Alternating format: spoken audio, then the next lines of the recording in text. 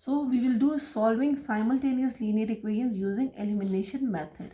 अब simultaneous equation होती कौन सी है?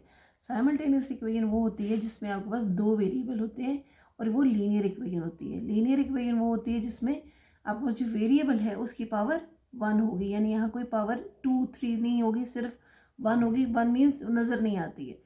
अब इसमें फर्स्ट एलिमिनेट का मतलब है कि हमने ख़त्म कर देना है, उसको फिनिश कर देना है. ठीक है. अब हमें सबसे पहला स्टेप है कि कोफिशिएंट सेम बनाना है. अब कोफिशिएंट होता क्या है?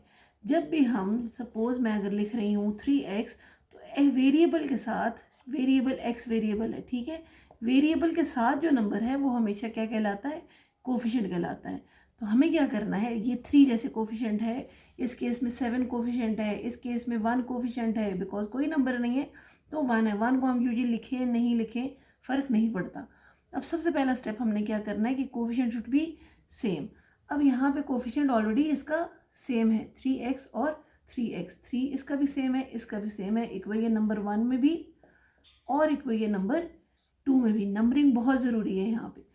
अब जब सेम वेरी कोफिशिएंट है, लेकिन सेकंड स्टेप क्या है उसका कि साइन भी हमें चाहिए. अब साइन सेम है, जब साइन सेम हो जाता है तो हम क्या करते हैं? सब्ट्रैक्ट करते हैं. ठीक है. अब हमने क्या करना है, किसी इक्वेशन को भी दूसरे से सब्ट्रैक्ट कर देते हैं. अब जिस ऑर्डर में लिखी हुई है, let subtract in this way. अब जब हम सब्ट्रैक्ट करने लगे हैं, सपोज के वी से दैट सब्ट्रैक्टिंग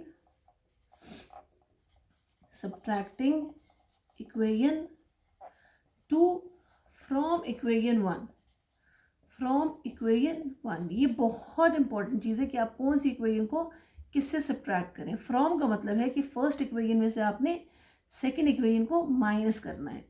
तो पहले हम फर्स्ट इक्वेशन लिखते हैं 3x प्लस वाई. 1 लिखते हैं, आपकी मर्ज़ी है, नहीं लिखते तब भी आपकी मर्ज़ी है, लेट्स राइट इट. ठीक है. और सेकेंड इक्वेशन है 3x minus 7y equals to -5. अब हम सब्ट्रैक्ट जब करेंगे तो subtraction will change the science, क्योंकि हमें पता है कि माइनस इंटू प्लस इज, जब कोई साइन नहीं होता तो क्या साइन होता है? प्लस साइन होता है.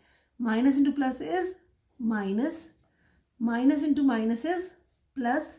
ये याद रखना है कि जब मैंने ब्रैकेट डाला है तो उसका मतलब है कि हमने सारे नंबर्स को माइनस से मल्टीप्लाई करना है. अब माइनस इंटू माइनस प्लस. अक्सर बच्चे ये भूल जाते हैं कि हमें 7 को भी मल्टीप्लाई करना है और 5 को भी मल्टीप्लाई करना है.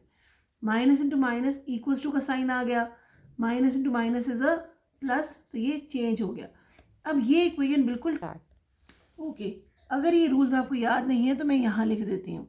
Plus into plus is a plus, minus into minus is a plus, plus into minus, minus into plus is a minus, and plus into minus is a minus. आप इसको स्माइली फेस से याद रखिए. These are smiley faces, these are sad faces. ठीक है. अब आ जाते हैं हम वापस. अब हमारे पास आ गई equation number 3.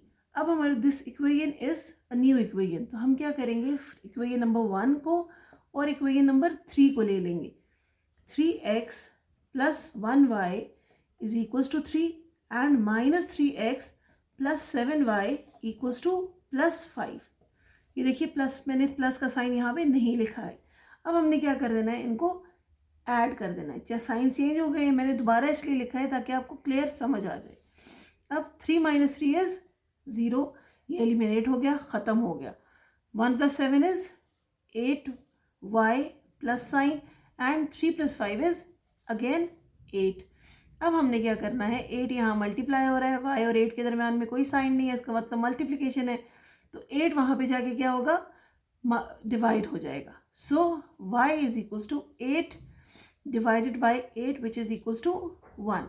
Again we got the value of y. y की वैल्यू आ गई जो कि 1 है. ठीक है. अब इस वैल्यू को हम, सबसे सिंपल इक्वेशन कौन सी होती है, नंबर 1, तो हम उसको उसमें सब्स्टिट्यूट कर देंगे. अब सब्स्टिट्यूट का मतलब क्या है? सब्स्टिट्यूट का मतलब है रिप्लेसिंग. सब्स्टिट्यूट का जो मतलब है वो है रिप्लेस करना, किसी भी चीज़ को जगह चेंज करनी. जैसे अगर मैं y की जगह लिख दूंगी 1, तो पहली इक्वेशन हमारी क्या थी, 3x plus y is equals to 3. तो y की जगह मैंने चेंज कर दी है, सब्स्टिट्यूट कर दिया है, 1 लिख दिया और x खाली रह गया. अब सिर्फ इस इक्वेशन में खाली x है, एक वेरिएबल है. हम क्या करेंगे, इसको लीनियर इक्वेशन से सॉल्व करेंगे। 1 वहाँ चला गया, क्या हो जाएगा माइनस, यहाँ क्योंकि यहाँ प्लस हो रहा है। 3x is equal to 3 minus 1 जो कि बन गया 2। 3x इज इक्वल टू 2, तो 3 वहाँ पे जाएगा, डिवाइड हो जाएगा, तो बन गया x आइसोलेट हो गया 2/3। अब आप इसको वेरीफाई कर सकते हैं। वेरिफिकेशन का मतलब क्या होता है? वेरिफिकेशन का मतलब है to check your own answer. मैं यहाँ पे कर देती हूँ वेरीफाई। वेरीफाई का मतलब है आप अपना आंसर चेक कर सकते हैं कि मैं सही कर रहा हूँ कि गलत कर रहा हूँ। अब हमारे पास x की वैल्यू आई थी 2/3 और y की वैल्यू है 1। सेम इक्वेशन ले लेंगे फर्स्ट वाली, क्योंकि वो इजी इक्वेशन होती है। 3 मल्टीप्लाइड बाय 2/3, मैं यहाँ पे डायरेक्टली वैल्यूज डाल रही हूँ, +1 इक्वल्स टू 3। अब हमें देखना है कि ये इक्वेशन क्या 3 के बराबर है कि नहीं है। ठीक है, तो हम क्या करेंगे, 3 इंटू 2/3, ये वाला 3 और ये वाला 3 कैंसिल हो गया, फ्रैक्शन है, इसके नीचे कोई नंबर नहीं है, तो क्या होता है, नंबर 1 होता है। अब यहाँ पे आ गया 2, 2 + 1, 2 + 1 किसके बराबर है, 3। इसका मतलब है कि right hand side left hand side is equals to right hand side, दोनों साइडें बराबर है और हमारी सोल्यूशन भी करेक्ट है।